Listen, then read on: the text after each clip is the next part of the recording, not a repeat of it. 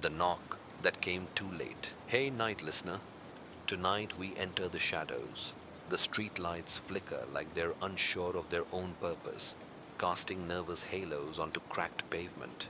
Rain taps against your window, not heavy, not gentle, just persistent, like a reminder that something's not finished. Somewhere in the distance, a siren wails and then stops short. A cold draft slips under your door, like a breath from something you can't see. If this story found you, maybe it's because you've been followed too. So, before we vanish into this mystery, like the video and subscribe only if you can handle the truth buried beneath the lies. Tell me in the comments where you're listening from tonight and whether you're drawn to the truth, the thrill, or the justice. Now, lock your doors, take a deep breath, and follow me into the dark. It's 1:17 a.m. When the knock comes, 3 taps, too casual for a stranger, too confident for a neighbor. You don't check the peephole. You don't need to, because you already know who it isn't. And that's worse. The knock shakes something loose in your memory, like a file drawer snapping open in the back of your brain, spilling fragments you swore you burned years ago. The rain outside is louder now. It sounds like it's coming from inside the walls. You open the door slowly. No one's there. Just a single object on your doormat, a Polaroid photo, face down, dry, even in the storm. You flip it over. It's a picture of you. Not recent, you haven't worn that leather jacket since the night of the incident. The night you told no one about. The night the evidence disappeared. Your hand trembles because in the background of the photo is someone who should be dead. You shut the door, lock it, chain it, bolt it. But locks don't stop memories, and they sure as hell don't stop whoever's behind this. You sit down on the edge of your bed, staring at the photograph. You knew, but pretended you didn't. The edges are worn like it's been handled often, carried in a pocket, hidden in a wallet. It smells faintly like gasoline or matches. You close your eyes and remember her voice. If anything happens to me, don't trust what they tell you. You didn't, but you also didn't ask questions.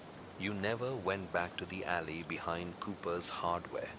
Never wondered why the blood stopped mid-trail.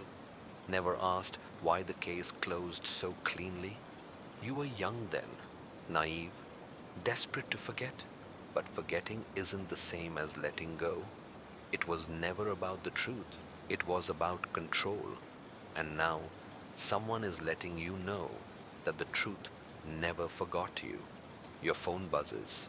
Unknown number. No caller ID. One text message. You have 72 hours. Then it starts again. What starts again? Before you can reply, the message vanishes. You don't remember deleting it. You stare at the phone like it's become foreign, like it might start ringing in a voice that isn't yours. The room feels too quiet, like silence is waiting to scream. And somewhere in the hallway, you hear it. A faint knock, this time on the bedroom door. But you live alone. Everyone lies, especially the quiet ones. Her eyes knew before her mouth lied. You don't move at first. That second knock, the one on your bedroom door, hangs in the air like an unfinished sentence. You live alone. You haven't had company in months. And even if someone broke in, how would they know the door leads to your room? Every door in your apartment looks the same from the hallway, except to someone who's been here before, or someone who's been watching. You rise slowly, muscles tight with suspicion. You don't reach for a weapon, you don't own one. That was part of the deal you made with yourself after that night. No weapons, no more fear. Just forget. But fear isn't gone. It's patient. It waits. You press your ear against the wood. Silence. No footsteps. No breathing, just silence with intent. You open the door. Nothing. The hallway is empty. A draft flickers the light bulb overhead. It hums like a nervous whisper, and then you see it.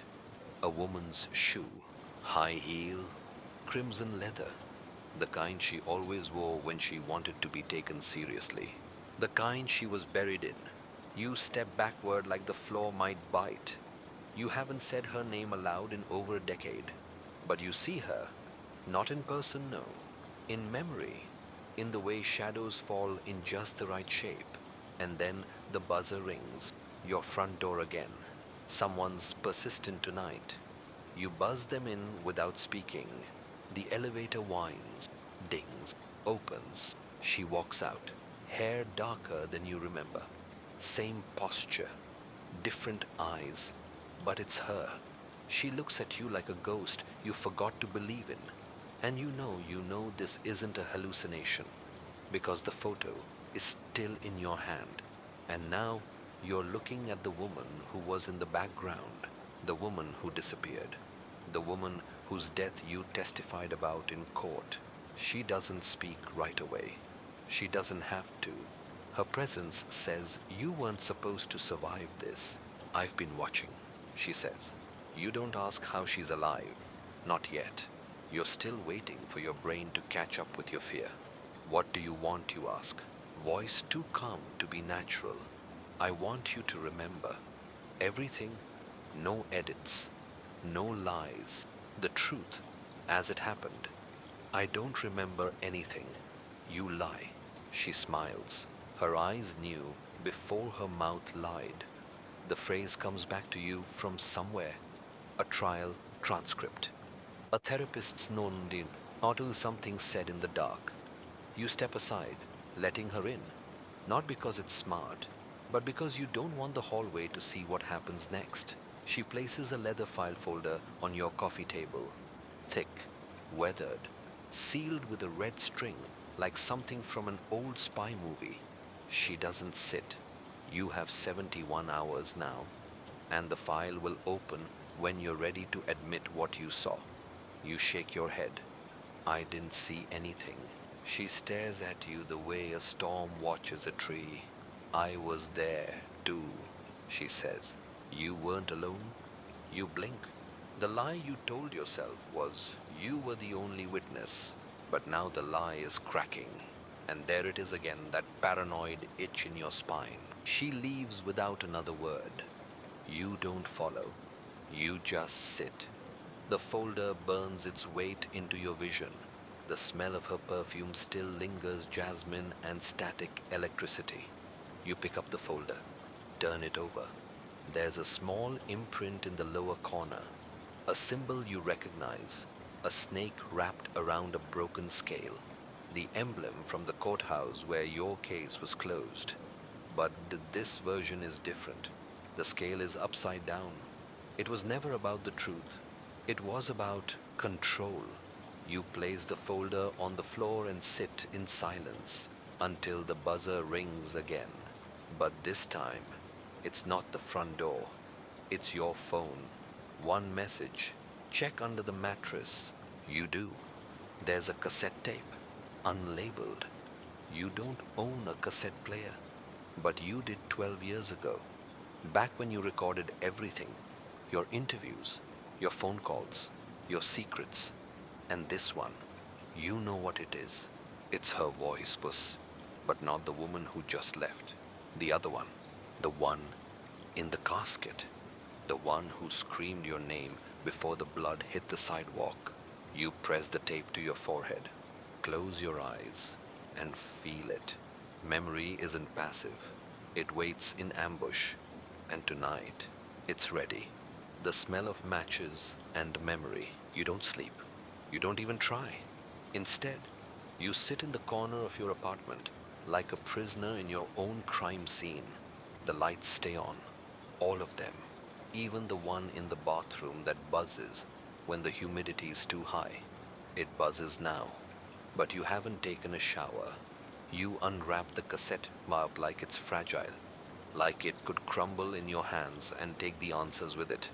There's no label, but you remember the handwriting that used to go there, curved letters, small flourishes, the way she wrote your name in lowercase like it didn't deserve attention. But this tape, this one predates all of that. The plastic case is slightly melted along the edge. Heat damage. Fire. You breathe in, and there it is, the smell of matches. You haven't lit a match in years. Not since the night the warehouse burned down. The night the case was closed too easily. The night no one asked why your coat reeked of smoke, or why your hands were blistered in patterns that didn't match your story. You didn't talk about it then. You don't want to talk about it now. But memory doesn't care. You dig out your old shoebox of junk from the back of the closet. Dead batteries, old receipts, keys to apartments that no longer exist, and there it is, your portable tape recorder, dusty, almost angry to be touched again. You slip in the cassette. You press play. A hiss, then silence, then her voice. If you're hearing this, it means you lied. Your heart freezes. You lied to them. You lied to me. But worst of all, you lied to yourself. You pause the tape. You're not ready. You rewind it, like maybe the message will be different the second time. But it's not. Same hiss, same voice, same truth you buried. You knew, but pretended you didn't. You pace. The smell of matches is stronger now, but no fire. You go to the kitchen and open every drawer. Nothing. No matches, no lighters, no gas leak. And yet, when you pass the living room again, there's smoke, a thin ribbon, dancing near the ceiling. You follow it back to the coffee table. The folder is gone. In its place, a single match, standing upright in a glob of melted wax. Who lit it? You didn't. You were in the other room, and the door didn't open. You think about calling someone, but who? The cops? You already lied to them. Your old lawyer. He changed his name and moved 2 states away after the trial. Family gone, one way or another. Friends. You made sure you didn't have any control. That's what it was always about. Not truth. And now something's turning that control inside out. You light a new match just to see if it smells the same. It doesn't. Because the smell you're chasing isn't from tonight. It's from then. It's from the warehouse. It's from the confession you never made. It's from the way she screamed just before the door slammed shut and locked her inside. You told the investigators you didn't hear anything, but you did. You still do. In dreams, in elevator dings, in the crackle of old tape. You rewind the cassette one more time. This time, it plays longer. You remember what I said before it happened. Right. Don't let them bury me like evidence. The irony is sickening, because that's exactly what you let happen. Not physically. No. She had a funeral, a gravestone. You even left flowers once. Out of guilt or obligation, you're not sure which. But emotionally, legally, spiritually, she was just a file, another piece of evidence that disappeared. And now she wants you to remember. You glance down. The match is gone, but the wax is still warm, and in the wax is a fingerprint. Not yours, not hers. You take a photo with your phone, though you're not sure why. The match, the wax, the smoke, a trinity of memory and warning. It was never about the truth, it was about control. And tonight, someone else has it. A glove in the drain pipe. Rain again. But heavier now, violent, almost personal, like the sky's trying to wash something away that refuses to be forgotten. You step out onto the fire escape to clear your head. The air is sharp, metallic. Streetlight reflections tremble in the puddles like they're scared of what they might show. You look down. Something catches your eye. The gutter is clogged. You crouch, brush away a clump of wet leaves, and that's when you see it. A glove, black leather, small, slim fingers, bent at the knuckles like it died grasping for something. You pull it free, and there it is again, the smell of matches. This isn't just some lost item. This is hers. You remember the glove. She wore it the night of the fire. You joked she looked like a noir detective, and she laughed and said, "Maybe I am." You never saw the glove again after that, until now. You turn it over, water dripping from its seams, and then your breath stops. Inside the glove, curled tightly like a clenched hand, is a note. You unfold it slowly, the paper damp but legible. You let the wrong one in. That's all it says. But it's enough to punch the breath out of your lungs, because you remember that sentence. You heard it before. In the courtroom, from the bailiff, of all people, right after the verdict.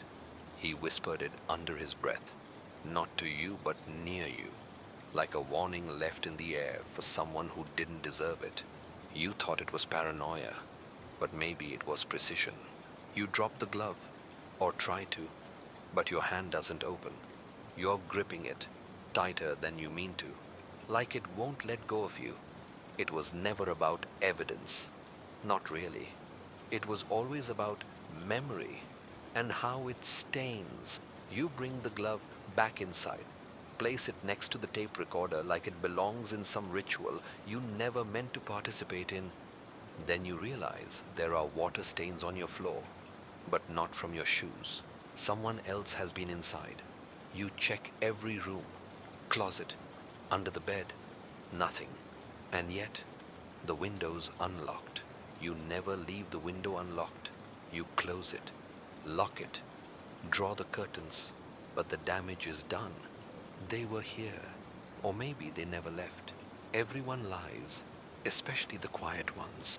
You sit down, the glove still wet beside you, the photo, the tape, the match, the note. 4 clues, 4 threats, 4 truths you weren't ready for. You grab the tape recorder again, press rewind. You need to hear her voice, like a tether to something real. But the tape clicks, then stops. Rewind's broken now. Or maybe the tape is. Instead, it plays something new. A second voice, a male voice. She didn't scream. Not right away. Your stomach flips. You know that voice. You haven't heard it in years. It was the man who was with her that night. The one you claimed not to see. The one you told the cops never existed. Because if he existed, you'd have to explain why you didn't help her. But he did exist, and now he's on tape. And the tape is in your apartment, which means someone has access to your memories, ones you never recorded.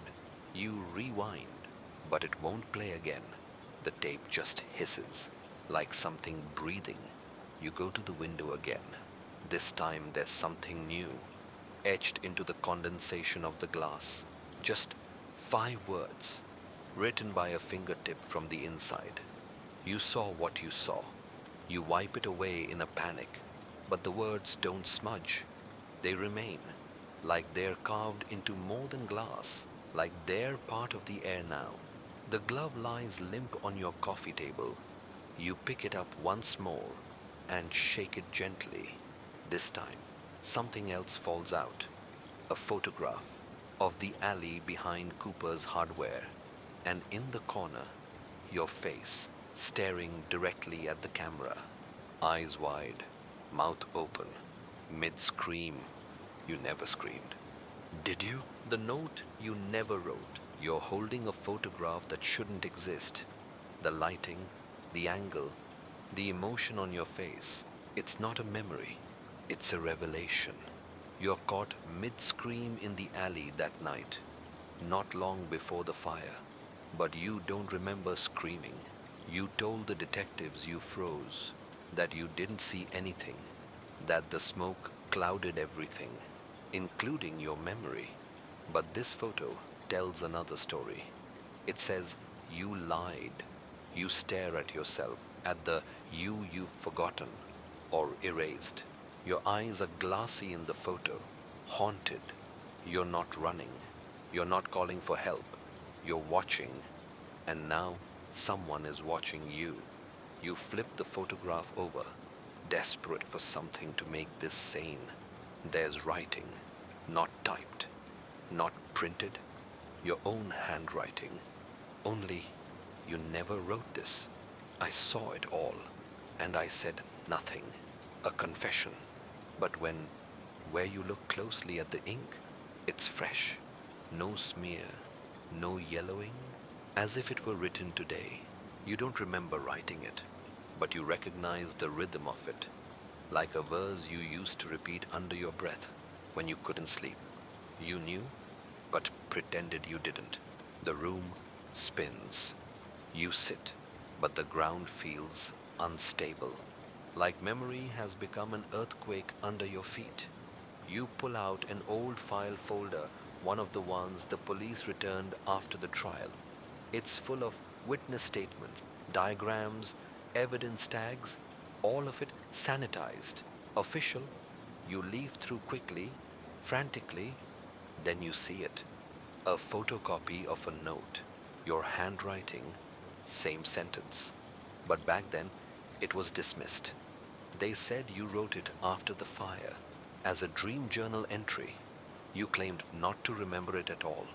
Your lawyer said it was just emotional noise grief, trauma, guilt. But now you know. You wrote it that night, and someone kept the original. You had evidence, and then it vanished, because someone made sure it would. And now it's returned, rephrased by memory. It was never about the truth. It was about control. The apartment is too quiet. You check your phone. One new voicemail.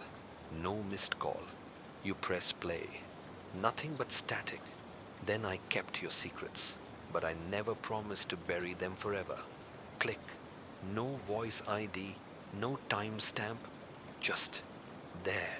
You play it again and again.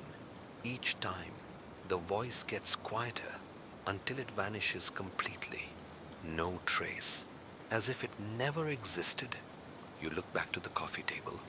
The photo is gone. You scan the room, hands cold, heart kicking in your chest. The photo is gone, but something else is there. A mirror, small, round, pocket-sized. Not yours. It rests where the photo was, catching the dull lamplight. You pick it up and peer inside. Your reflection looks wrong, pale, nervous, eyes twitching like they've heard something your ears haven't caught up to yet. And then, as you look closer, you see movement behind your reflection. A flicker, a shape. You spin around. Nothing, just the apartment, empty and humming with memory. But you know something's changed, because now the mirror's reflection no longer shows your apartment. It shows the alley, dark, wet, the brick wall stained with shadows, the same one from the photograph. And there you are, your reflection inside the mirror, still screaming, still frozen in time. You drop the mirror. It doesn't break. But now it shows only static, like the cassette tape, like your memory. You grab a pen, instinct taking over. You start to write the same sentence again, almost hypnotically. I saw it all, and I said nothing. Your hand moves without command. You stop yourself just in time. You don't finish the sentence, but the pen keeps writing on its own. You drop it, and on the paper, the last word finishes itself, and I do it again. You stare at it. You don't know if it's a threat, or a confession, or both. But you do know one thing. This is no longer about what happened. This is about what's still happening. Cracks in the alibi. Rain turns to wind. The kind that makes windows rattle and gutters scream. Outside, car alarms cry into the night. Dogs bark for no reason. Everything sounds 1 second away from breaking. You haven't left your apartment in 36 hours, not because you're trapped, but because you're being observed. And observation isn't just physical anymore, it's emotional. You feel seen. You sit at your desk, that old alibi folder spread open in front of you. The pages you once trusted to prove your innocence now feel like fiction. Thin, convenient fiction. Written not to reflect the truth, but to replace it. You flip to the timeline. It's all neat. Too neat. 8:22 p.m. Witness seen leaving Cooper's Hardware. 8:29 p.m. Fire alarm triggered. 8:37 p.m. Authorities arrive. 8:51 p.m. Statement given. I didn't see anything. Except now you're holding a photograph that says otherwise. Now there's a mirror that remembers a scream your mouth swore never happened. And now your alibi has a crack. You dig up your calendar from the year it happened. Back then, you kept everything on paper. Appointments, meetings, birthdays, color-coded with unsettling precision. Your entry for that night. Dinner with L745 at Elora's. Except there's no receipt, no timestamp, no message from her confirming, no call log, just your word and hers. You grab your phone and call the number. Hers, the one you haven't dialed in 10 years. You expect it to be dead, but it rings. Once, twice, 3 times. Then I was wondering when you'd call. Her voice, calm, older, sharper. You can't speak. You didn't tell them about me, she says. Not accusing, just stating. Even when you had the chance, you find your voice. Where were you that night? A pause, a horse. I was in the alley. Same as you. We just saw different parts of the truth. Your skin crawls. Why didn't you say anything? Another pause. Because you were the one they were protecting. The silence hangs like fog. What are you saying? I'm saying your alibi didn't protect you. It protected them. You were just the buffer. You can barely breathe. I have to see you. You whisper. You already did, she says. You just didn't know it was me. Click. Line dead. You check your call log. No record of the call. You stare at the folder. The police interview? Your statement? I left the restaurant at 9:05. Alone. I didn't see anyone. You thought that was the truth. But now you remember the waiter trying to hand you a second check. You remember brushing it off, saying, she paid and left already. You never questioned why you said that. But now you do. Because maybe you were never at that restaurant. Maybe someone else put that memory there.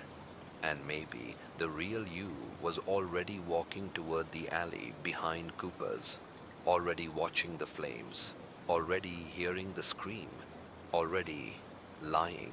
You open the folder one last time. The statement from the fire marshal is paper clipped inside. You read it slowly. Accelerant traces found near northeast wall. Likely source matchbook ignition. Witness statements confirm unknown figure seen running westbound at 8:31 p.m. You never ran, but someone did. And now your memory glitches. You did see someone. A man, hoodie, limp on the left leg, carrying something. You told yourself he was a figment of panic. But now, in the back of your mind, he has a name. You don't know it yet, but it's waiting. On the last page of the folder, there's a note in someone else's handwriting. Scrawled fast, angry one lie holds up the entire house. And just below it, underlined 3 times, find the man with the limp. You freeze because you know exactly where to find him. You just hoped you'd never have to go back there. What if you've been the suspect all along? A mirror that didn't reflect you. You don't remember falling asleep, but you remember waking up. Not to sunlight, not to sound, to absence. The kind of silence that feels deliberate, hollowed out. like the world took a step back to let something approach. Your apartment is dark, too dark. You blink, the power's out. Or maybe the bulbs are just done cooperating. You fumble toward the kitchen, heart already racing, and open the fridge. Light floods out, so the power works, just not in the places you need it to. You turn toward the hallway, and that's when you see it. The mirror, not the one from the coffee table. This one's bigger, full length, leaning against the hallway wall. You've never seen it before. You never bought it, never brought it home. But there it stands, and you're not in it. Your reflection is gone. You step closer, unsure if your eyes are playing games. You wave your hand. Nothing. The hallway behind you. Visible? The lamp behind you? Reflected, but you erased. Your mouth dries out. Your skin itches like it's being rewritten. Then you notice what is reflected. Not the present, not your clothes, not your face, but the alley. Again, only this time, it's different. It's empty. And then, slowly, the image rewinds, like a security feed. A flicker, a blur, movement. A man stumbles into frame, limping, left leg dragging, holding a bag, and from behind him, you enter the frame. Not present you, memory you. Jacket soaked, eyes wild, hands red. You reach for the man, but not to stop him, to hand him something, a matchbook. You stagger backward, the mirror now pulsing with static. You blink and the reflection shifts again. Now you're back in your apartment. The present moment. The reflection catches up. And now you're in it again. But you're not alone.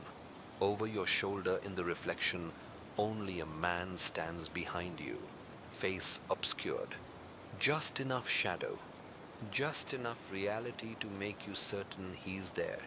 You spin. No one. But your heart won't believe it. It was never about the truth. It was about control. Your phone rings. Same blocked number. You answer. Nothing. Then a sound. Metal. Dragging. Then a voice, raspy, near your ear. Despite the distance, you gave me what I needed.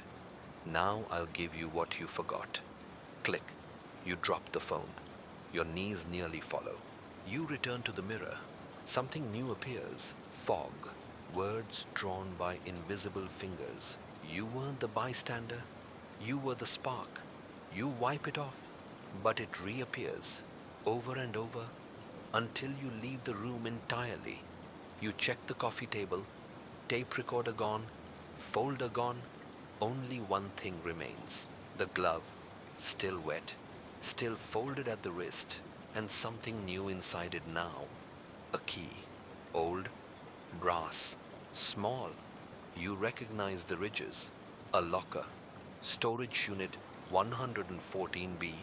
You used to keep old journals there. You never told anyone. You never thought anyone else had a key.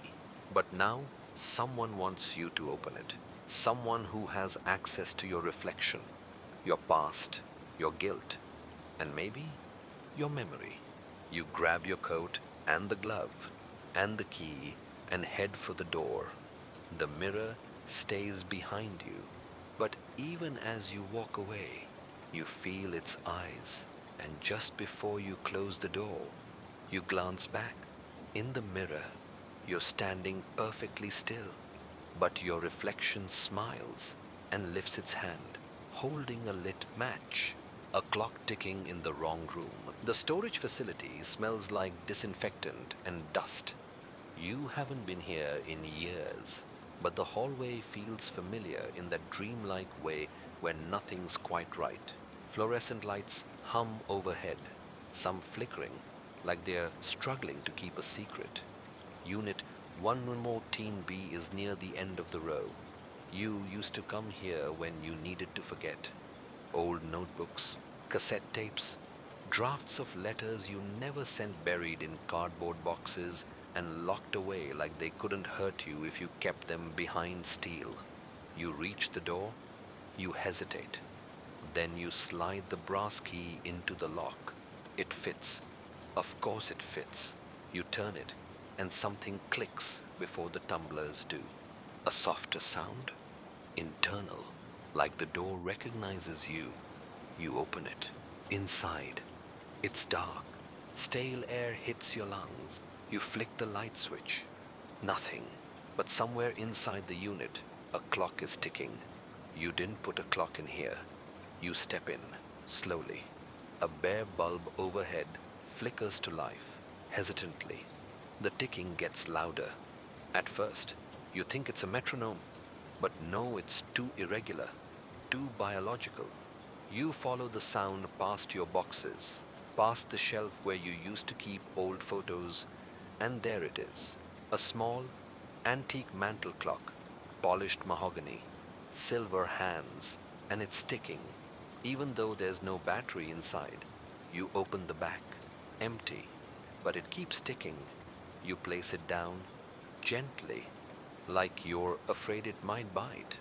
Then you notice what's under it, a file, wrapped in butcher paper, tied with red string. You untie it slowly, expecting the worst.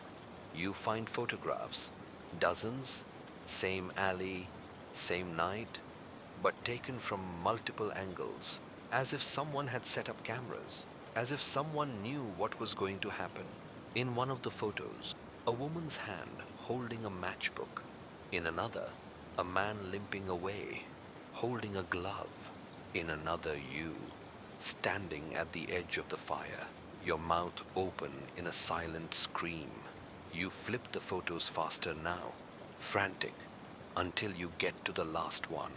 A shot from inside the alley, from behind the dumpster. Someone was there, hiding, watching, and in the foreground, lit by firelight, a notebook, open, pages fluttering. Your notebook, your journal from that year. You never brought it with you that night, but there it is, and on the open page, written in bold ink, control the story, control the memory. Your hands shake. The photos aren't just evidence, they're a blueprint. Someone built a narrative out of you, framed your truth, edited your past. You knew, but pretended you didn't. You sift deeper into the file.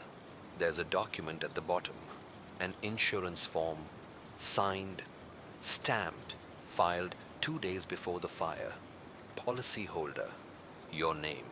Beneficiary, her name, the one who was supposed to be dead, the one who came to your door. But the policy was never cashed, and you never remembered signing it. Until now. The ticking stops. Suddenly, you look at the clock.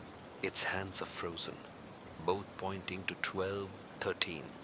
That time means nothing.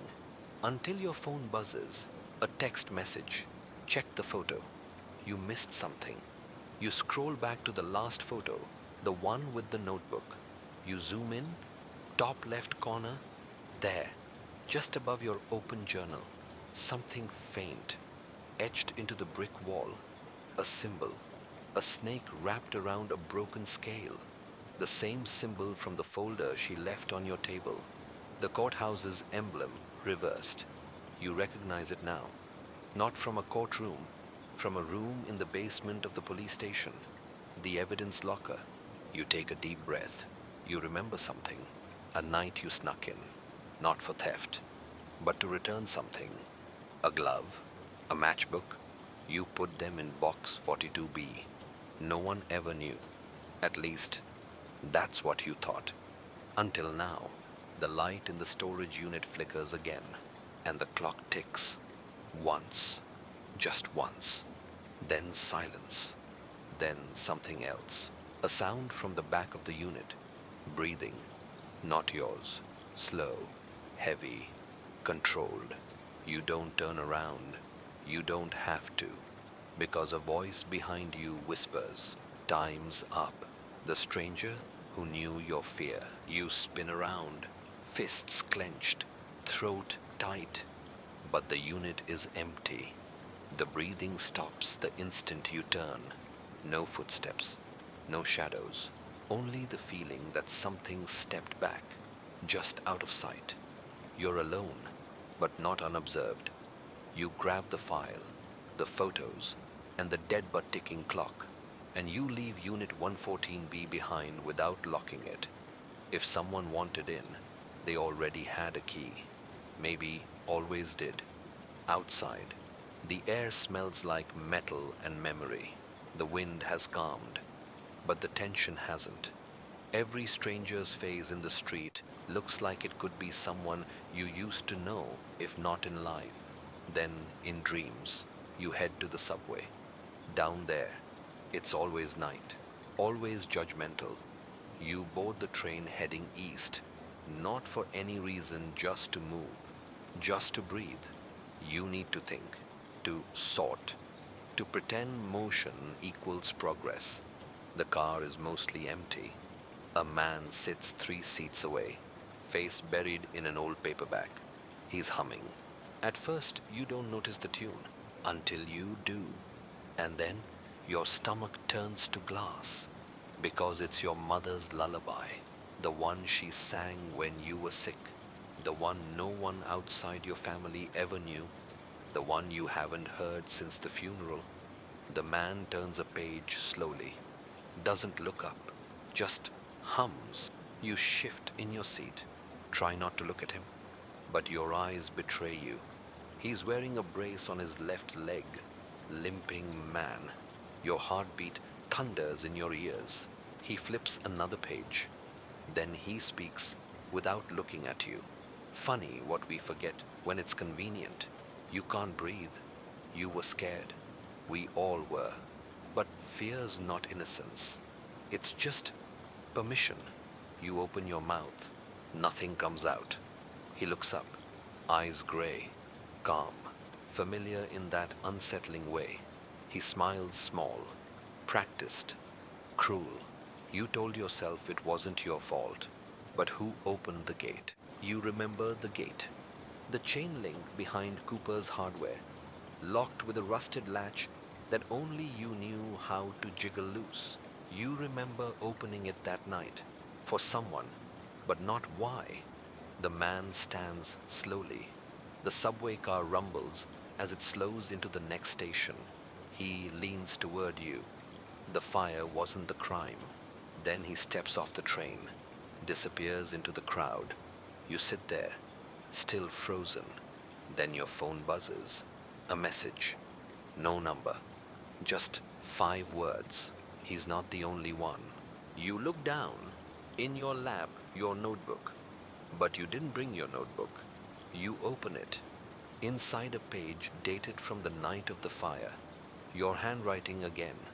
G opened the gate. M brought the gloves. I held the matchbook. She said, "Stop." No one did.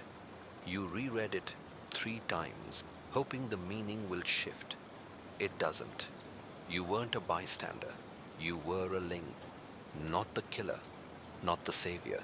Just a participant in a sequence no one wanted to stop. It was never about the truth. It was about control. The train stops again. You step out. The sidewalk feels softer than it should, like walking on sand soaked in guilt. You pass a newsstand. Front page. Cold case reopened, new leads in Cooper's fire. A photo beneath the headline, "The Alley," and a grainy still from surveillance footage of you holding the matchbook. You back away. People are looking at you now, but not because of the paper. Just because you look like someone who's remembering something horrible, which, of course, you are. You run, nowhere specific, just away from the idea that truth is catching up. You duck into an alley, crouch behind a dumpster, and taped to the wall above your head, another photo of the stranger from the train. Only this time, he's looking directly at the camera. Behind him, you, again, smiling, holding a key to Unit 114B, the memory. You borrowed. You tear the photo off the wall and grip it tight. The paper crumples, but the image stares back, unflinching. You and the limping man side by side, caught in an intimacy your conscious mind refuses to claim. You weren't just near him, you were with him, and in your hand, that damned key. But this isn't possible. You didn't meet him before today. You know that. You've searched your memories over and over, and he's not there. Just smoke, screams, and the aftertaste of burned truth. Except, except maybe they're not your memories. Maybe they never were. You walk, not knowing where your feet are leading you, until you find yourself at an address that should have meant nothing. Unit 6C, Lowry Building, an old apartment complex. Red brick, ivy-choked windows, the kind of place that feels paused between tenants and ghosts. And yet, as you stand in front of the door, your hand lifts to knock. You don't know why. You just do. Before your knuckles touch the wood, the door opens. The woman who answers isn't a stranger. She's the therapist you stopped seeing 8 years ago, Dr. Margot Keene. Her eyes widen only slightly, as if she'd predicted this visit in a dream she didn't want to admit having. I wondered how long it would take you, she says. You don't answer. You don't need to. She steps aside. You enter. The apartment smells like sandalwood and dust. There's no furniture, just boxes and bookshelves and one recliner, the same one you sat in for over a year during your sessions. Still haven't forgiven yourself, have you? She says, motioning to the seat. You sit. She kneels beside a file cabinet, pulls open a drawer, and retrieves something small and metallic, a pendant. Round, silver, edged with a snake around a broken scale. The same symbol. Again. I didn't give this to you last time, she says, placing it in your palm. It's a mnemonic trigger. You stare at it, and the moment it touches your skin, your body reacts like someone's cranked the volume on a memory you forgot to mute. The walls blur, the floor tilts, your vision tunnels, and suddenly you're back in the alley, not watching, experiencing. You feel heat, panic, the pull of someone's arm, hers, dragging you toward the fire. You hear shouting, not yours, a man's voice, not angry, terrified. You drop the matchbook. Someone else picks it up. The woman yells, don't let him take it. But it's too late. Someone, maybe you, opens the gate. The man runs. She follows. Then the flames bloom, and everything fades. You snap back, gasping. Dr. Keene watches you carefully. That's not your memory, she says. What? It's borrowed, implanted. You absorbed it during trauma therapy. Your subconscious constructed it from fragments of witness statements. No, I was there. You were, but not as you believe. She opens a file. Your name, your sessions, your drawings, scribbled over and over. Control the story. Control the memory. You look up at her. Whose memory was it? She hesitates. Then, the woman who died. You're frozen. She was a patient, Doctor. Keene nods. Her sessions were before yours, and after she died. You filled the empty slot. Same day, same hour. And the recordings you ask, they overlapped. One file bled into another. I didn't notice until it was too late. By then, your mind had already adopted pieces of her experience as your own. You close your eyes. The glove, the scream, the photo, the man with the limp, they're all half real. Fragments of someone else's nightmare wearing your skin. You weren't the suspect. Doctor, Keene says, you were the witness to the wrong story. You open your notebook. One phrase stands out, scrawled in a different hand than yours. I remember what didn't happen. You look at the pendant again. It's warm now, alive, and behind you, somewhere down the hallway, a clock begins to tick. You don't know if it's in the apartment or in your head, but it's there, and it's getting louder. A locked drawer. You forgot. Dr. Keene leaves the room without a word, giving you space or maybe distance. You stare at the silver pendant in your hand. Its weight feels disproportionate, like it carries more than metal. The symbol etched into it, the snake around the broken scale, no longer feels symbolic. It feels personal. You tuck it into your pocket and glance around the room. It's familiar, but off. The walls have changed color. The shelves are emptier, and the air feels heavier, like the apartment is remembering things you haven't earned yet. Your eyes drift to the old filing cabinet in the corner. You remember that cabinet. You remember being told it was off limits during therapy. You stand and walk to it. No hesitation now. It's locked, of course, but something in your pocket bumps against the inside of your coat. The key from the glove. You pull it out and fit it to the lock. It turns. Of course it turns. The drawer slides open slowly. Dust puffs into the air. Inside, only one file. It's labeled with your name. You pull it out. Your fingers tremble, but your curiosity is ruthless now. You sit back in the recliner and open it. Inside the folder, a series of typewritten transcripts, a voice print analysis, a psychological assessment, and at the bottom, a photograph. You, in the chair, eyes closed, hooked up to a microphone. Date 2 weeks before the fire. But you don't remember this session. You begin reading the transcript. Dr. Keene. Let's talk about the alley again. You. I wasn't there. Dr. Keene. What makes you say that? You. Because if I was, I'd remember the sound. Dr. Keene. What sound you? The drawer closing. The one with the matchbook. You stop reading. What drawer? What matchbook? You go back to the photo. Something clicks in the image. Under the chair you're seated in, there's a small, locked drawer built into the side of the recliner. You kneel down, feel along the wooden frame, and sure enough, the drawer is still there. You wouldn't have noticed it unless you knew to look. You try pulling it open. Locked. You use the same brass key. It opens with a heavy thunk. Inside, a tape, a folded piece of paper, a second pendant. This one has no symbol, just a crack across the surface. You unfold the paper. If you're reading this, you remember too much. If you're hearing this, it's already begun. You put the tape in your coat pocket. You don't have a player yet, but you'll find one.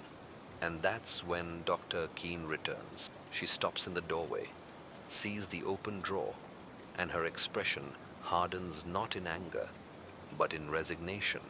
You weren't supposed to access that. I think that ship sailed, you say, holding up the file. Her voice is calm, detached. That drawer was part of a mnemonic block. It was meant to delay you until you were ready. Ready for what?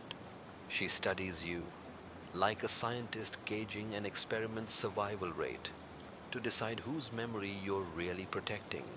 You pocket the cracked pendant. Both weights feel uneven, like one knows more than the other. Was I in the alley, you ask? Yes, she says, but not when the fire started. You arrived after. That's not what the memories say. They're not all yours. You want to scream. You want to forget, but you don't.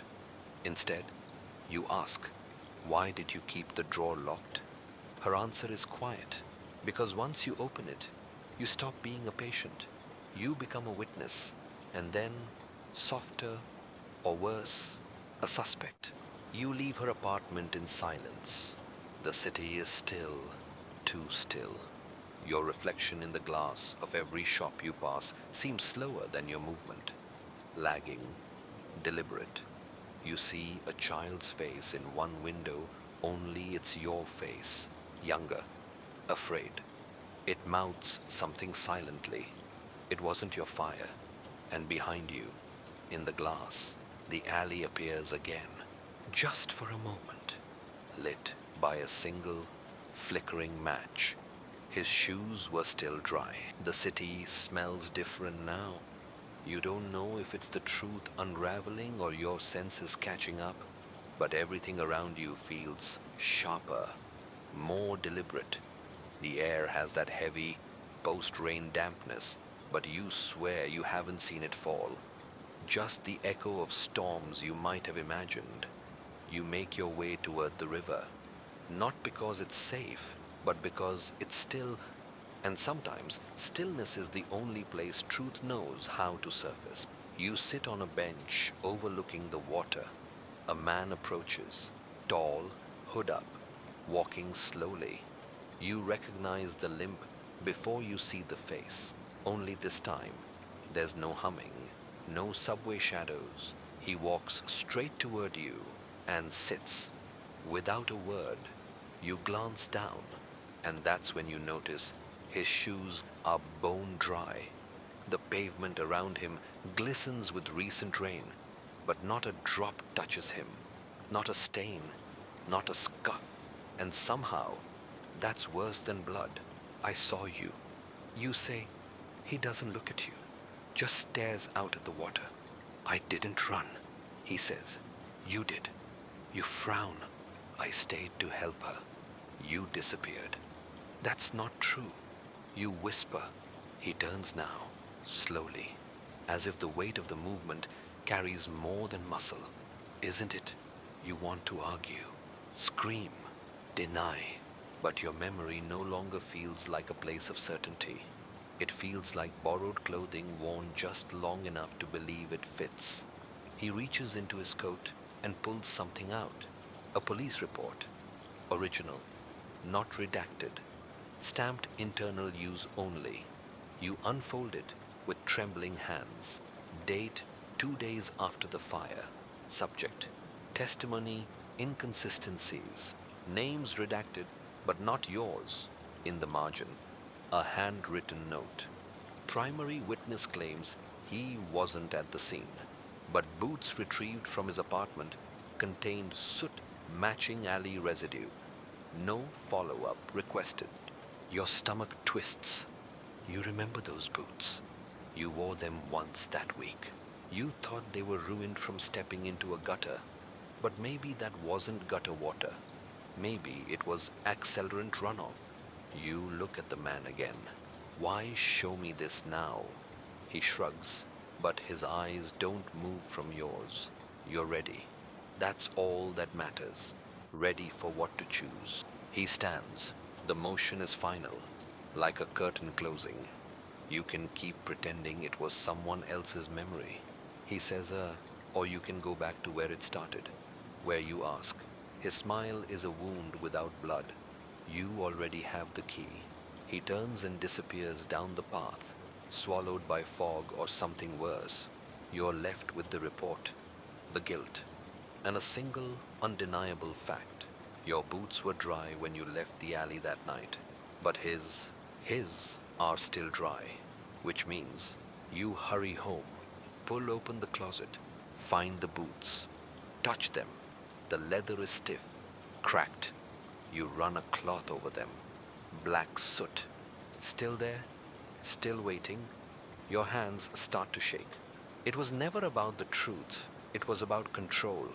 You sit on the floor, boot in your lap, and remember something small, something stupid. The way she looked at your feet before she screamed, the words she mouthed. You didn't understand them then, but now, as memory clicks into place like a lock finally turning, you do. Why are your shoes still clean? The knife with no fingerprints. The boots lie at your feet like mute witnesses. Their silence is louder now. You sit on the floor for a long time, holding the cloth streaked with the soot. Your mind pacing in circles it can't escape. Everything around you feels like a set built for a play you didn't agree to star in. But here you are, in the third act, holding the prop that was never meant to be real. You finally stand, not to clean the boots, not to hide them, but to follow them. Because if the soot's still there, then maybe something else is too. You pull out the box where you keep things you promised yourself you wouldn't open again. Journals, receipts, the kind of keepsakes that only stay buried if you stop digging. You lift the top layer, and there it is, the envelope, thick, yellowed with time, sealed with packing tape, clumsily, no name, no address. You peel it open. Inside, a folded piece of cloth, a small plastic bag. Inside the bag, a knife. No blood, no prints. Just a dull edge and the faintest scratch on the handle, your initials, barely visible. You feel the weight of it. Not just the steel, the implication. This isn't just an object. It's a question someone was too scared to ask you outright. You check the log from the police file again. There was no knife in evidence, none recovered, none submitted. But here it is, in your box, your sealed envelope. And suddenly you remember, you didn't find this knife the night of the fire. You found it after, weeks later, in your mailbox, wrapped in a sock, with a note that read, "Return this to silence." And you did. You tucked it away. You chose not to ask. You knew, but pretended you didn't.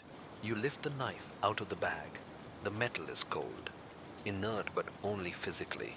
Spiritually, it hums, not with guilt, with unfinished business. You check your phone. One new message. No sender. Just check the blade's reflection. Your hands tremble as you hold it to the light. The edge is dull, but it catches enough of the room to distort the view. You angle it, and in the blade, you don't see yourself. You see her, the one who was supposed to be dead, but not the version from before. Not laughing, not alive. This one is screaming. This one is burning. This one is staring at you, reaching, and just before the reflection twists away, her mouth forms a word. Why? You drop the knife. It hits the ground with a sound that shouldn't echo, but it does. 3 knocks, like a door being closed in reverse. You grab your coat. You're not hiding anymore. You're going back to the alley, to the gate, to the place your memory keeps rearranging like a crime scene it refuses to process. But before you reach the door, there's a sound, scraping, metal on metal. You spin around. The closet door is ajar, and on the inside of the door, scratched into the wood, are the words, "Find the print beneath the glove." You race back to the coffee table, to the glove. It's dried now, stiff.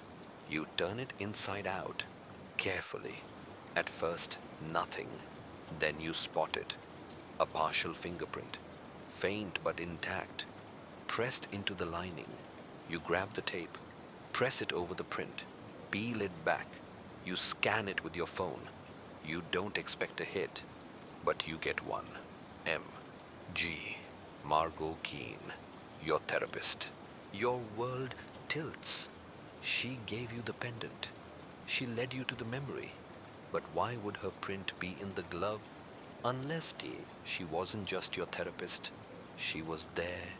The voice you heard while asleep that night. Sleep doesn't come. Not because you're afraid, but because sleep no longer feels like your own. Your apartment is still, too still, not quiet, mute. The kind of silence that's holding its breath. You sit on the edge of the bed, staring at the pendant, Dr.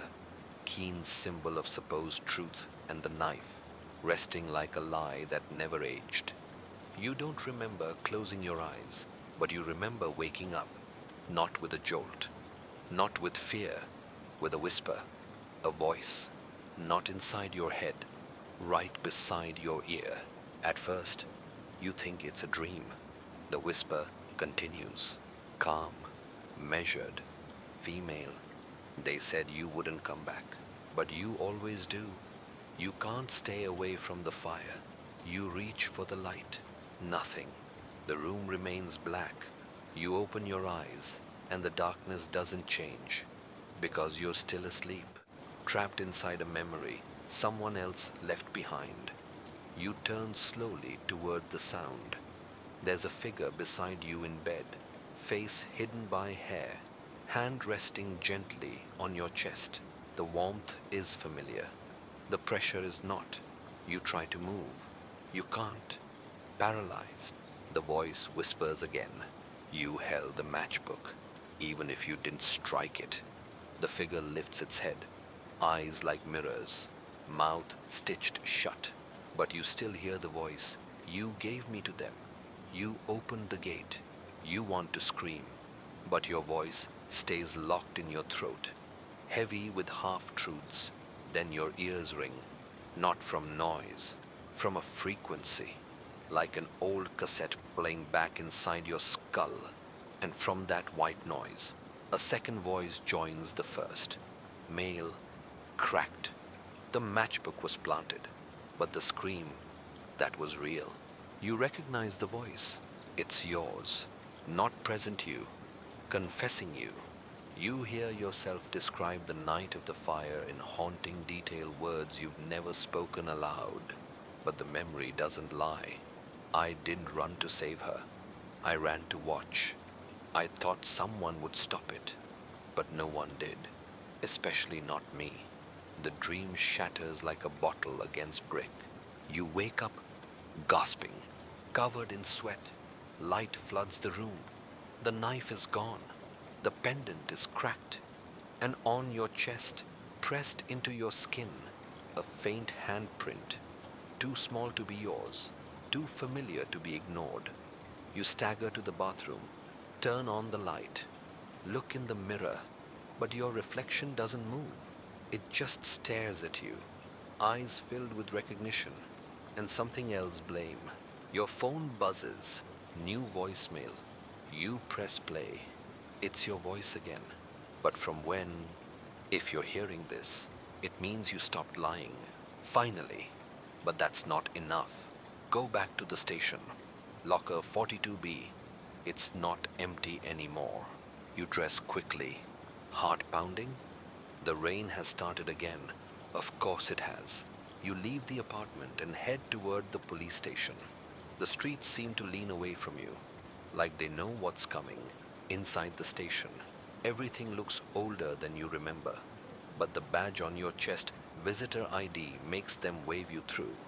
Downstairs, to evidence lockup. Locker 42B, same number from the folder, same locker from all those years ago. You hesitate, then open it.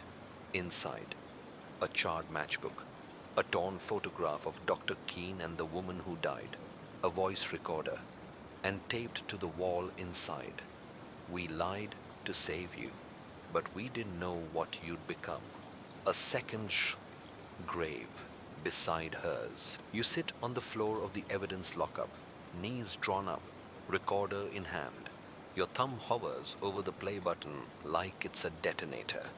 There's something sacred about silence before the truth, something that feels like a funeral waiting for a name. You press play. The tape crackles, then her voice. Not the whisper from the dream, not the scream from the alley. Her voice, clear, measured, resigned.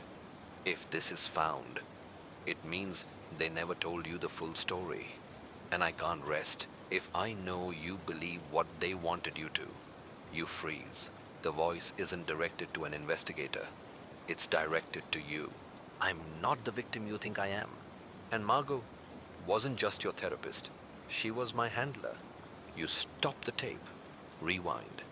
Play it again. Handler. You fumble through the torn photograph you found in the locker. The two women, Margot Keene and the woman who died, smiling, arms linked. standing in front of a courthouse. But it's not the courthouse you remember, it's from another city.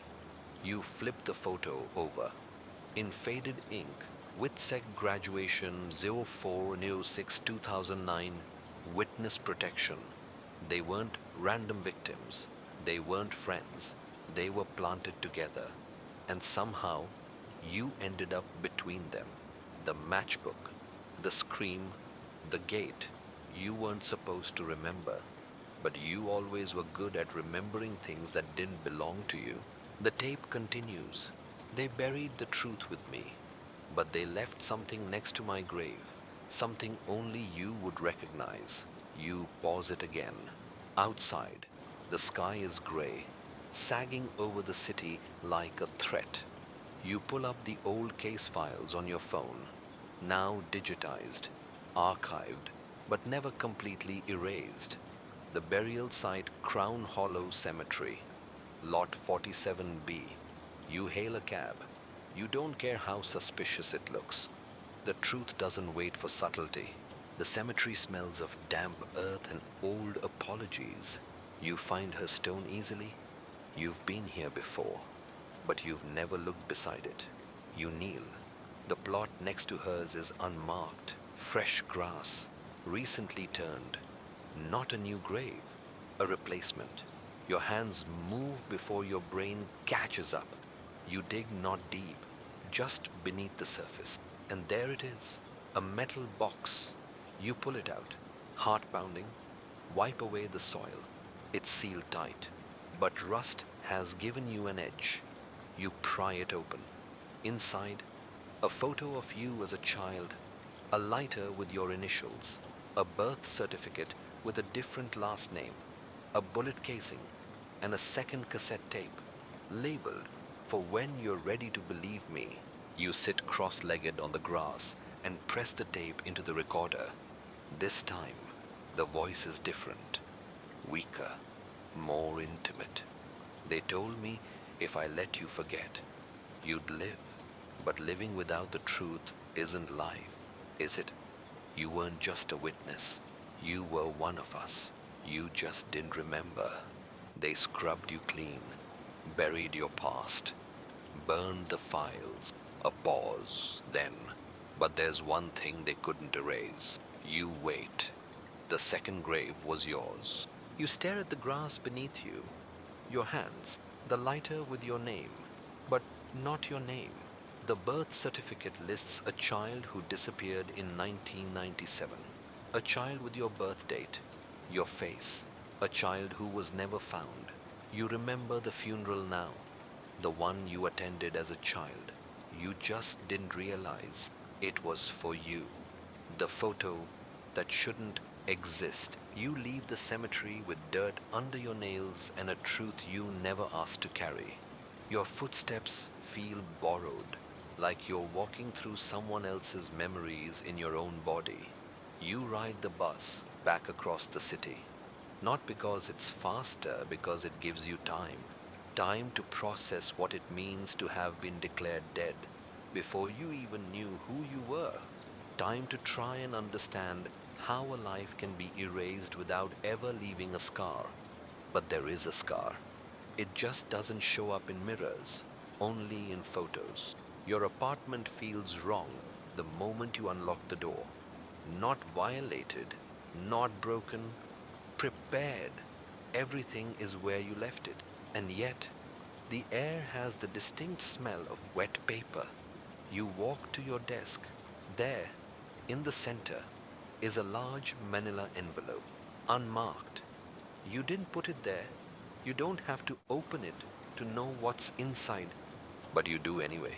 And the first thing you see is a photo, one you've never seen before, but one that should not exist. The alley, lit by firelight, figures blurred in motion, and in the center you, not watching, not helping, smiling. Your hand rests on the shoulder of the limping man. Your other hand holds the matchbook. Your clothes are pristine, no smoke, no soot. Your face calm, almost proud.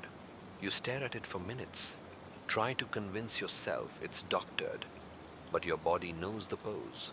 Your spine recognizes the tilt of your shoulders. You were there, and you were complicit. There's a note beneath the photo, typed, short. This version of the truth has always existed. You just weren't ready to remember it. She wasn't the only one silenced. Check the back of the frame. You pause. What frame? Then it hits you. The old photo on the wall.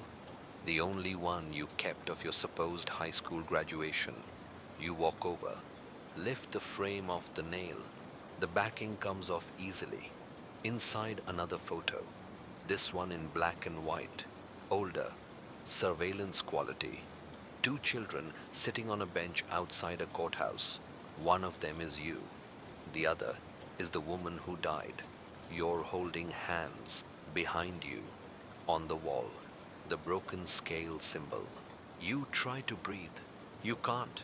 You sit, stare at your younger self, unaware of how much had already been decided for you.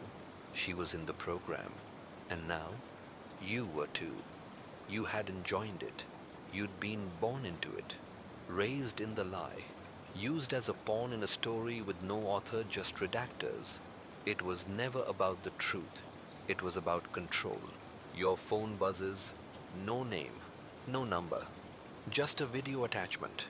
You press play. Grainy footage, surveillance style. Inside a therapy room, Dr. Keen sits across from someone. You can't see their face, but their voice, it's yours. You're crying. You're asking why you don't dream in color anymore. Why you sometimes wake up with someone else's name in your mouth. She leans forward, says, because it's not your name.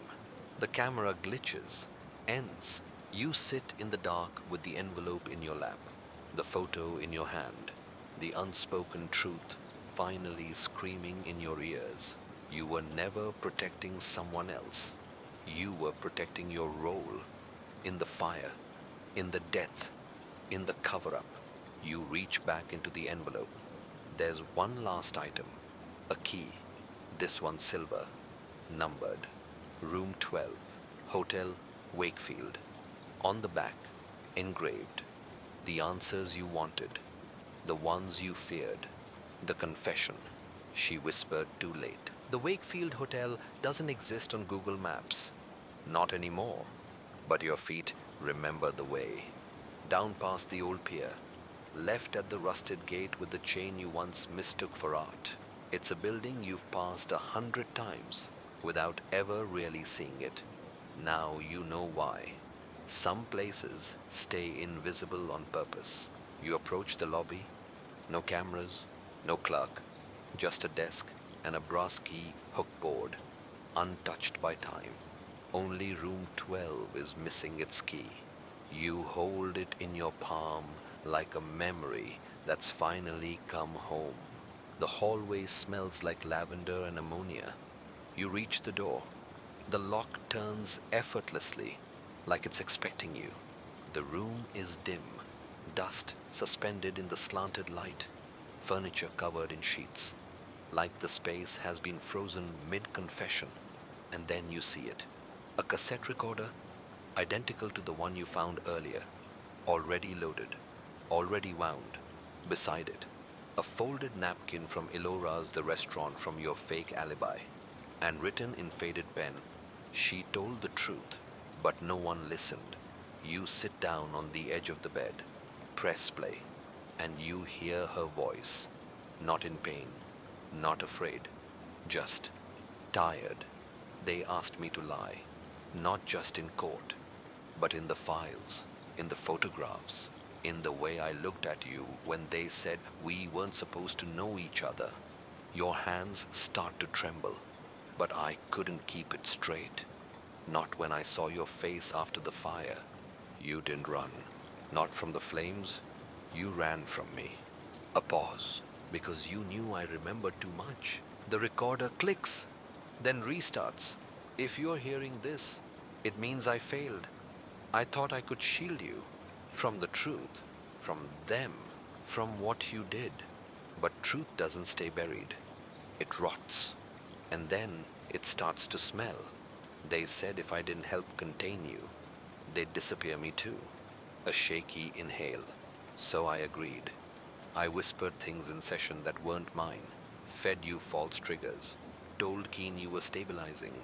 Another pause. You weren't. You're frozen. Everything in you wants to rip the tape from the machine, but you don't, because some voices don't deserve silence.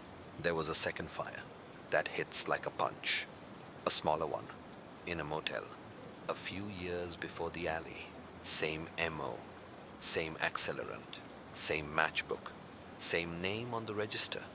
Your name, she laughs, soft and bitter. They said it was coincidence, but coincidences don't dig graves.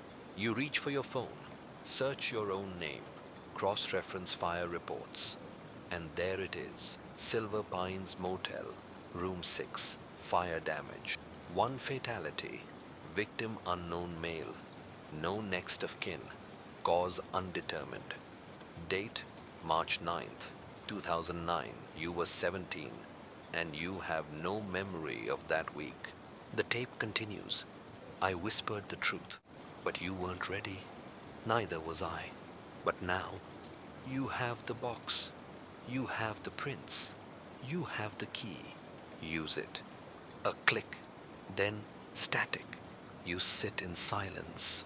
The dust feels heavier now. You turn toward the nightstand. There's a drawer.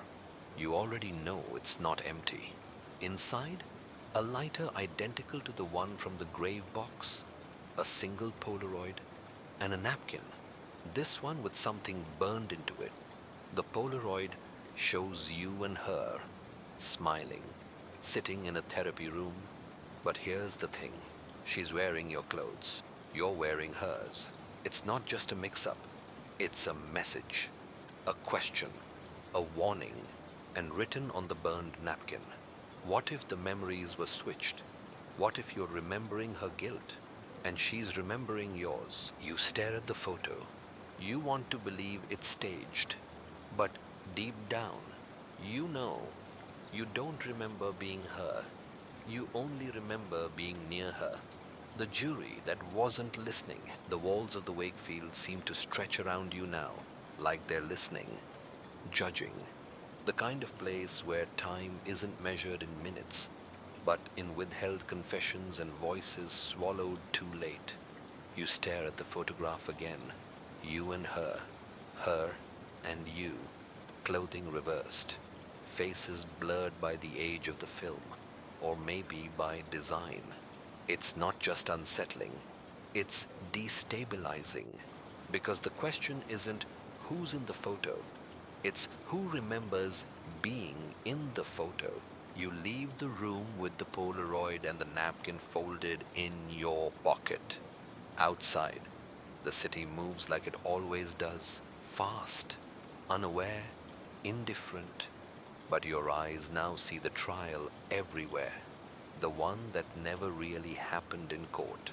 The one that happened in back rooms, in sealed folders, in rewritten case notes. You find yourself walking toward the courthouse, not the public entrance, but the old side gate, rusted and padlocked. You climb it without hesitation. The security desk is empty. Of course it is, because tonight you're not a defendant. You're not even a witness. You're a reconstruction. You push through a side door and step into the courtroom where the fire case should have been tried. Should have, but wasn't. Instead, it was closed quietly, settled, sanitized.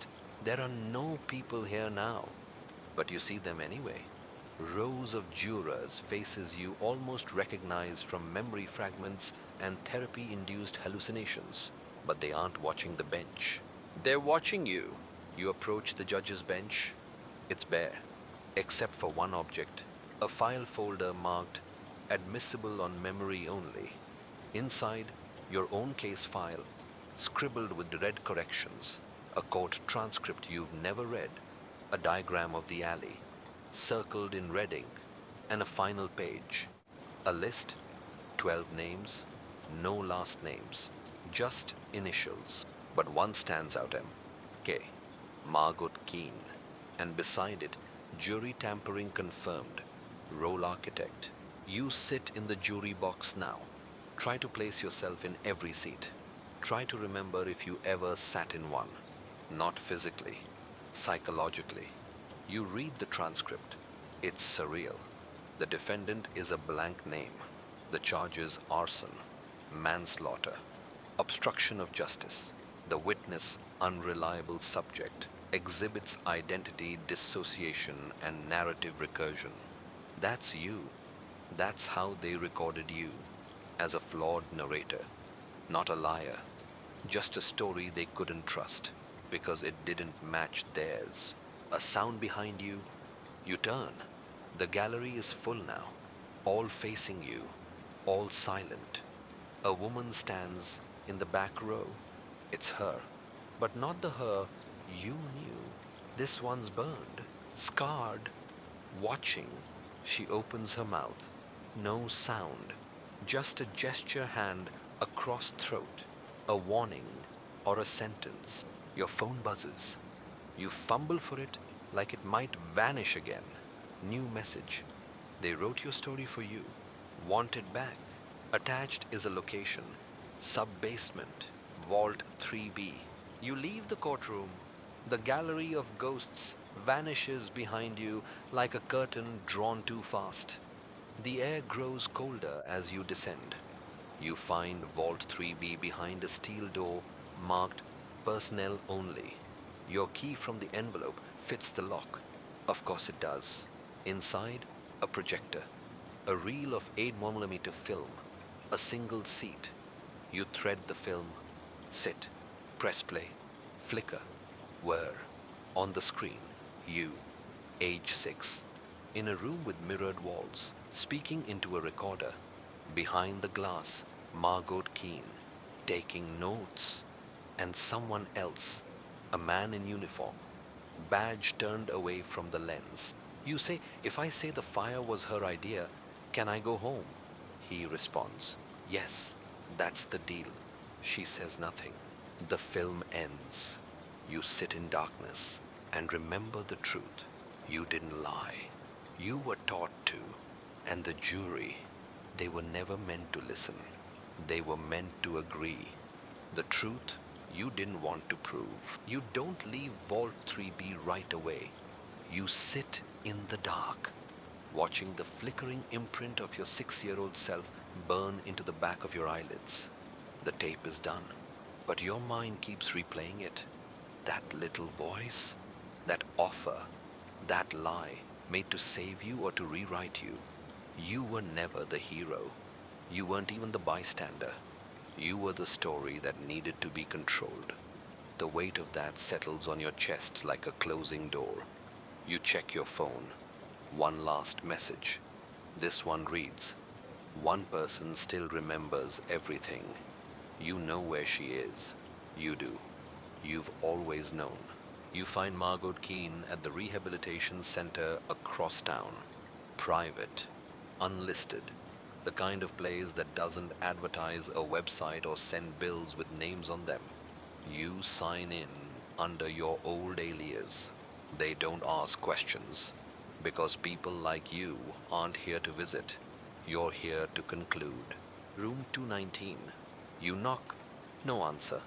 But the door's already ajar. Inside, the lights are low. Curtains drawn. The room smells like lavender and antiseptic. And she's there, sitting by the window, turned slightly toward the light, like she's expecting someone she doesn't want to see. She turns, smiles faintly. I wondered how long it would take. You say nothing, not at first. You just close the door behind you. The click louder than it should be. I found the films. You say. She nods. I assumed you would. I saw the photo. The one with the wrong clothes, yes. She folds her hands in her lap. You think that's the only switch we made. You blink. Was it me in that room? No, she says. But it was supposed to be silence, like gravity. You sit across from her. You made me forget. No, she corrects. We made you forget. Your mind helped. Why? Because you were the last person who knew where the fire started. She reaches into her cardigan pocket, pulls out something small, a badge, charred, bent, yours. I saved this, she says, placing it on the table. Not because you earned it, but because you needed a tether. You stare at the badge. You don't remember ever being given one. You worked for them. You say, I worked for everyone. And her, she nods slowly. She remembered the fire wrong. You remembered it right. That's what made you dangerous. Your breath catches. You mean she didn't set the fire? She didn't need to. You feel something shatter inside you because it wasn't a question. It was a confirmation. You lean forward. My matchbook, my boots, my voice on the tape were all real. She finishes. But the story, that's what we arranged. A better version, a safer one. Something the jury could believe. Something you could survive. Why me? She doesn't blink. Because you weren't supposed to be in the alley at all. You stare at her. You told me I opened the gate. I told you what would stop the nightmares, not what would stop the truth. You let her die. She was never going to live. Margot stands slowly, joints cracking like paper being folded too many times. I told her if she ran, we couldn't protect her. But she thought you would. She thought you still remembered what she meant to you. You stand too, taller than her now, but not stronger. You made me into the suspect. You say quietly, no, she says, stepping closer. You made you into the suspect. She puts something else in your hand. A USB drive. Everything you need is on there. She says, testimony, timeline, identity logs, the truth. You don't move. Why give it to me now? Because the trial's back on. Not in court. In your head. It never ended. She steps back to the window. The question is, she says, do you still want to win? You walk out without saying goodbye. She doesn't stop you. She knows better. You stand in the hallway, the USB in your hand, your mind boiling. You could destroy it or release it, but either way, the story doesn't belong to them anymore. It belongs to you, and all that's left now is what you'll do with it. The memory that wasn't yours alone. You take the long way home. City lights pass like memories you didn't authorize. Red, amber, green, signals you once obeyed without thinking. Now, nothing more than choices waiting to be questioned. The USB drive burns in your pocket. You don't know if it's the weight of the truth inside it, or just the guilt of knowing you finally have the answer and you're not sure you want it. Back in your apartment, the air feels different. Not haunted, shared. The kind of space that's been entered in your absence not physically, but emotionally. Like someone rifled through the drawers of your memory and left all the wrong things behind. You sit at your desk, plug in the USB. Your computer takes longer than usual to wake, almost as if it, too, doesn't want to know. The folder opens. Inside, a transcript of a closed-door meeting labeled Sealed under WITSEC Protocol. 2 signed testimonies, one from Margot, the other anonymous. Audio files, and at the bottom, a final document titled Timeline Original Verses. Reconstructed. You open it. The timelines run side by side. 2 versions of the same night. 2 parallel truths. But only one ends with a scream, and only one starts with you. The reconstructed version. You arrive after the fire begins. You try to help but freeze. You give your statement. The story ends. The original version. You're there before the others. You're meeting someone intended to pass along a warning. A confrontation turns heated. A match is lit. A scream follows. You run. not to help, to hide, and someone else takes the blame, someone you once loved. You lean back in the chair, the screen glows in the dark. So much of your life has been wrapped around that alley, the matchbook, the scream, the silence. And now, finally, you understand the most painful part. You weren't alone in the memory. You were just the one allowed to keep it because she never got to forget.